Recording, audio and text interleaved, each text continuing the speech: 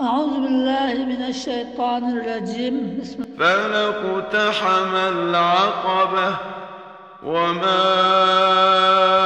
أدراك ما العقبة فك رقبة أو إطعام في يوم ذي مسغبة يتيما ذا مقربة أو مسكينا ذا متربة ثم كان من الذين آمنوا وتواصوا بالصبر وتواصوا بالمرحمة أولئك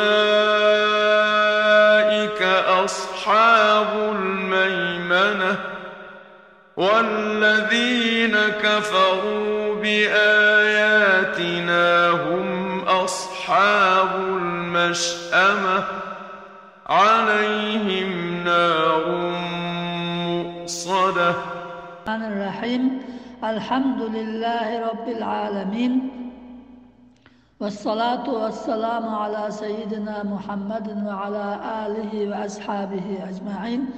Assalamu alaikum hürmetli qarindoshlarım. Hammalarının ushbu ulug' juma kunlari muborak bo'lsin. Alloh taolo bu ulug' kunda barliq ibodatlarimizni qabul qilsin, duolarimizni ijobat qilsin. Alloh taolo hammalarni sog' salomat, xotirjam, amonlikda qilsin. Amin. Bugün biz Alloh taoloning izni bilan Beled suresinin 11. ayetinden surenin ahirgacha bo'lgan ayet-i kerimelerinin tefsirini okuyumuz. Da okugan ayet-i kerimelerde Allah Teala insanga iki göz yaratganligini ve onun sözlaş için til ve iki kalp yaratganligini ve o insanı özününki to'g'ri yo'lda minishini tanlash uchun uningga ham to'g'ri haq yo'lni ham nahaq xato ziyonli yo'lni ko'rsatganligini bayon qilgan edi. Bugun ana shu Alloh taolaning bergan ne'matiga shukr qilib, shu haq yo'lni tanlab, haq yo'lda manganlarningki nima ishlarni qildiganligi va oqibatining qanday bo'lganligi va u haq yo'lda mangmay, xato yo'lda, ziyonli yo'lda manganlarning oqibatining qanday bo'lganligi bayon qilinadi. Alloh taolo shundoq deydi: Bismillahirrahmanirrahim. Falaqtahamal aqaba. O insan şu yukarıdaki nimetler Allah Teala'nın onunla bergen iki göz, til, kalpuk ve bu yolunu, doğru yolunu göstergen, Kur'an düşürgen, peygamber evetgen, bu şu nimetlerge şükür kılış için nima qilmadi, davan aşmadı. Davan aşmadı deb Alloh taolo bu yerda bunday keltirishning hikmati.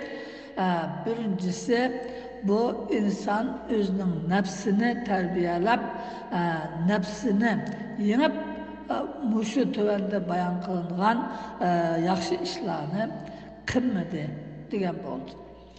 Yana birisi bu insan bilen cennetin otursida bir davam var. O davandan aşkanda andikin cennetke kiralaydı. Bu Allah'ın nimetine şükür kılıp şu davanını aşmadı. Yani bu nefsini aşındak boysundurup nefsiga ig'ir keladigan ishlar bo'lsa, shuni qilmadi deydi. Chunki tövanda bayon qilinadigan ishlar insonning nafsiga ig'ir keladigan ishlar. Buni nafsini yengib, shu ishlarni qila olsa, o chog'da u jannatga kirishga haqli bo'ladi. Va ma adraka mal aqaba. Ey ulug' payg'ambarim, Sana o akabenin, o davanın nima ekanligini kim bildirdi? Hiç kim bildirmedi. Yani sen o davanın, o aşmış, eşiş kerak bo'lgan, o davanni besib o'tish kerak bo'lgan, o davanning nima ekanligini sen tehi bilolmaysan. Bu yerda Alloh taolo bundaq bir savolni qo'yishi bu ishning nihoyatda katta ekanligini, nihoyatda cho'ng ekanligini, insonning nafsiga, ko'ngliga nihoyatda ig'ir keladigan ish ekanligini, lekin shundaqdimi qilg'ili bo'ladi agar qilay desa, tirishsa, tirishib shuni qilgan kishi o chog'da nafsini yengib Allah Teala razı oladigan ishlarni qila olgan bo'ladi. Shuning shundoq ig'ir katta ish ekanligini bildirish uchun Alloh taolo bu yerda savol qo'ydi. Falaqtahamal aqaba, o inson davan oshmadi. Va ma adraka mal aqaba, o davanning nima ekanligini ey payg'ambarim sen qayerdan bilasan? Sen bilolmaysan. Undaq olsa onu biz bayan qilamiz. Fakku raqaba. Alloh taolo bu davanning nima ekanligini, davan degan so'zdan nimani maqsad qilganligini bayon qilib aytdi. Fakku raqaba. O davandan eshish bo'lsa, qul azod qilish. Burunqi zamonlarda insonlar ikki firqaga bo'linadi. Köp sanlıkta hör insanlar, az sanlık kullar var idi. Bu kullarını her türlü işe salattı, uğrattı, bu bazağa apıp satattı. Şundak iş var idi. Ondan keyin İslam gelgenden keyin bu kullukның ki yollarını, insanların kul kılış yollarını hemmini yokutup, faqatla kafirlar bilan urush qilganda, urushda asir tushgan kafirlarni qul qilish bo'lganligini, uningdan boshqa burunqi insonlarning qul qilganda setilib qul qilish, insonlarni qarzga bo'g'ab, qarzini to'layolmay qolganlarni qul qilish degan o'xshash har turli yo'llari bor buningki. Buni hammani qilishga bo'lmaydi deb Alloh taolo aytib o'tib, faqatla urushda kafirlardan asir tushganlarni qul qilishga bo'ladi deb shuni qo'ydi va mavjud qullarni azod qilishga buyurdi. Shunga qul azod qilish nihoyatda cho'ng bir ibodat bo'ldi. Bu yerda ham Alloh taolo shu davom eshish, yani shuncha ig'ir, nafsga ig'ir keladigan ish, ya'ni o qul degan sening xizmatching, uni xohlaganda xizmatga salasan, xohlagan ishini qilasan. Hamda uni azod qilib olsang, o ketadi. Sen onu bakaga o'zingning qo'ldagi bir xizmatchini qo'rqqan bo'lasan. Shunimi Allah uchun shundoq qilsa, shundoq yaxshi katta savob bo'lganligini Alloh taolo bildirib, shunga bu davom eshish, ya'ni nafsga shuncha ig'ir keladigan ish. Ammo shuni qilsa, bu jannatga kiradigan yo'lni tuta oladi. Fakku raqaba, qul azod qilish. Aw it'amun zi masghabatin, أو إطعام في يوم ذي مسغبة yoki taom berish kambag'al, yetim, tuvanda yetimlarni so'zlaydi. Shundoq bir kunda fi yawmin zi masg'aba, ocharchilik bir kunda taom berish. Hamda hamma narsa mo'l bo'lgan, qo'liga jiq narsa bo'lgan kishilarningki faqir miskinlarga taom berishi, sadaqa qilishi, o ig'ir kelmaydi. Ba'zimi yana qo'lda jiq qolgandan keyin uningmi jiq savoblari va uningmi mukofoti yuqori. Lekin en yukarı nefsiga en ağır kıldığını qaysi açarçılık künde hamda ben şunun bəsəm özüm aç qalamanmı meningki qo'limda yeydigan narsam qolmasmi deb qo'rqadigan hamma yani açarçılık qaplab qatgan kunda o'zining nafsidan kechib boshqalarga taom bergan mana bu nafsga ig'ir keladigan ish shuni qila olsa bu onunki savabı şundak çoğ oldu. Hem de bu taamni şu nimede şundak açarçılık günde kimge biridir o? Yetimen za makraba. Yakın boğan, uruk tuqqanlıqqa boğan yetimlara. Ata-anasıdan yetim qalğan, yoki dadasıdan yetim qalğan, kichik balla baqquchisi yo'q, muhtoj, mushundaq balla kishilar yetimlarga o ocharchilik kunda ular texim bek och qoladi, texim bek muhtoj bo'ladi. Ashundaq bu yetimlarga za maqraba yaqin, ya'ni urug' tuqqan deb Alloh taolo bayon qilishi albatta har qanday odamning yaqin urug' tuqqanlari bo'ladi. O urug' tuqqanlarning ichida yetim yesirlar bo'lsa, buningga ikki haq bo'ladi. Biri tuqqanchilik haqqi, ikkinchi muhtojlik, yetimlik haqqi. Buningga yordam qilib, uni qo'shqin to'yg'izish, uningga taom berish kerak. Kiyim-kechak berish kerak.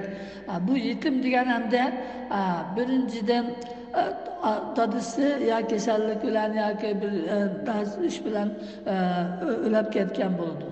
Yoki bu vatanni qo'g'dash uchun, xalqni qo'g'dash uchun urushda shahid bo'lgan bo'ladi. Endi bu urushda shahid bo'lganlarningki yetim bolalarni qo'g'dash, ularga yordam qilish, ularni himoya qilish bu eng cho'ng ish.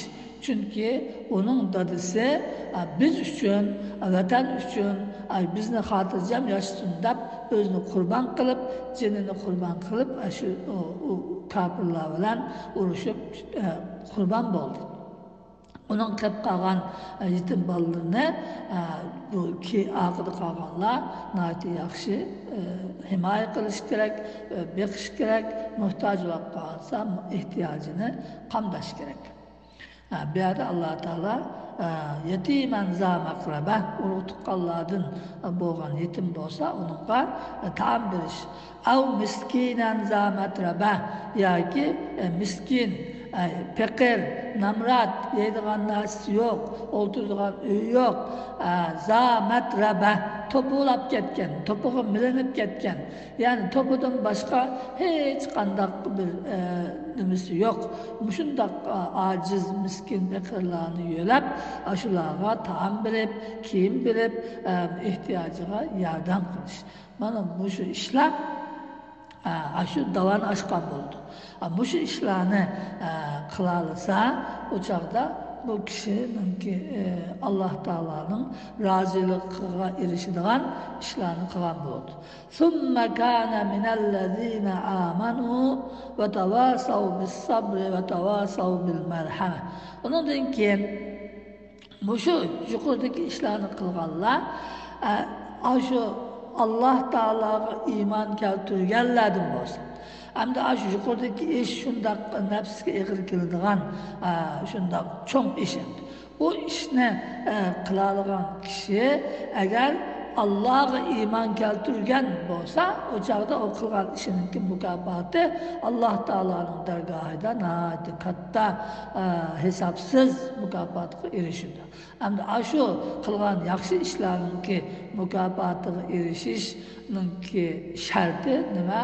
Allohga iymon keltirish, Alloh taoloning birlik borligiga ishonish, Alloh taoloning payg'ambariga ishonish, Alloh taoloning qiyomat kuni Alloh taoloning huzuriga berib, bu dunyoda qilgan yaxshi yomon barliq ishlardan hisob beradiganligiga, yaxshi ishlarning mukofotini ko'radigan, yomon ishlarning jazosini ko'radiganligiga chin ishonish. Shu undan boshqa iymon etishga tegishli ishlarning hammaga iymon aytib haqiqiy musulmon bo'lgan holatda yuqorqi ishlarni qilsa, undan keyin u qilgan ishlari hargiz zayoqlab ketmaydi. Alloh taolo birga 700 balki hisobsiz mukofot beradi. Va tawasav bis sabr. Hamda shundaq yuqoridagidek katta ishlarni qilish uchun, iymonida mustahkam turish uchun sabr qilish kerak. İnsanın beshiga har xil balo musibatlar keladi. Uningga sabr qilish lozim. Undan keyin Alloh taolo buyurgan taat ibodatlarni o'z joyida qilish uchun sabrlik, chidamlik bo'lish lozim. Beshiga Allah Teala tosqan yaman günah işlerini qilishni nafsi arzu qiladi. Shu nafsini yengib, shunday günah ma'siyatlardan qichish uchun sabrlik, chidamlik bo'lish lozim. Shunday bo'lgan chaqda undan keyin haq yo'lda manqul olur. Endi bu yerda o'zi sabrlik bo'lish bilan qilib qolmay, va tavasav bis sabr, sabrni tavsiya qilganlar. Bir-biriga sabrni tavsiya qilib. Endi buni nayt yaxshi ish. Ya'ni sabr qilish uchun bir-biriga sabrni tavsiya qilsa, sabrdimi birsi-birsiga yordam qilgan bo'ladi. Ham o'zining, ham boshqalarning sabr qilishi oson bo'ladi. Ve tavasav bil merhamet, rahmet, merhamet ki tavsiye qilish, yani özü rahimdil buluş, balavaqısıga, ata-anasıga, urug' tuqqanlarga, atrofidagi kishilarga, hammasiga rahmat bilan, shafqat bilan, mehribonlik bilan muomala qilish va boshqalarga shunday mehribon bo'lishni, shafqatlik bo'lishni, rahimlik bo'lishni tavsiya qilish. Bu müminlarınki alameti. Bu işlerini kılarsa, ondan keyin bu kişi hak yolda manqam olur. Hamda bu işlerini kılarlarının neticesi ne buludu? Ulaike ashabul meymene. Ana şular, bu yukarıda diye işini kılganlar, 10 tarafının ilgileri. Yani namı a'malı kıyamet günü, şu dünyada kılgan amel defterleri 10 koludun birilgan baxtli kişilerdir. Namı a'malı 10 koludun birilgendikin lam, ula ahli cennetlik bol deyen gel. Onun bardığın cayı Allah'ın rahmet cayı boğan, nimet makanı boğan cennet buludur. Allah Teala bizlerini yani şulardan kılsın. وَالَّذ۪ينَ كَفَرُوا بِآيَاتِنَا هُمْ أَصْحَابُ الْمَشْأَمَةِ. Endi kafir oğallar, Allah Teala'ya işenmegen, Allah Teala'nın peygamberiga işenmegen, kıyamet günü tirilişler, ölgenden kim tirilip Allah'ın huzuruna berip, bu dünyada kılgan yaxşı yaman işlerine Allah'a hesap verirler diyen gepke işenmegen bu kafirler.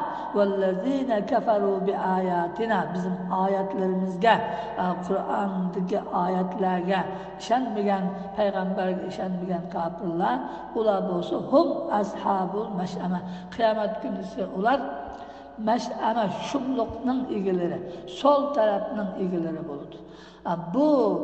Bular nama amal defterleri bunun koluğa sol tarafından birildi.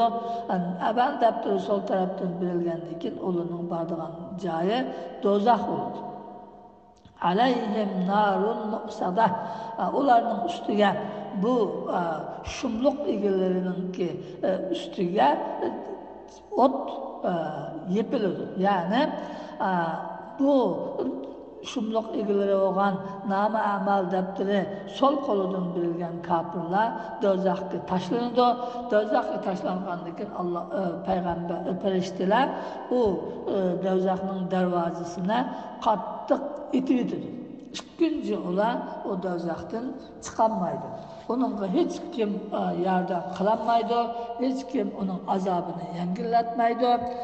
Bu şundak ağır azapka düçar bulundu, bu kafir oğallar. Şu an Allah Teala bu şundak akıbetin bağlılığını bizge dünyada payg'ambar avatib, Qur'on avatib bizga ma'lum qilib oldinglardan shunday kun bor, uning uchun shunga tayyorlik qilinglar, kofir bo'lmanglar, do'zax ahlidan bo'lmanglar, mu'minlardan bo'linglar, jannatga kiradigan yo'lda mininglar deb Alloh taolo bizga bu oyatlarni nozil qilgan.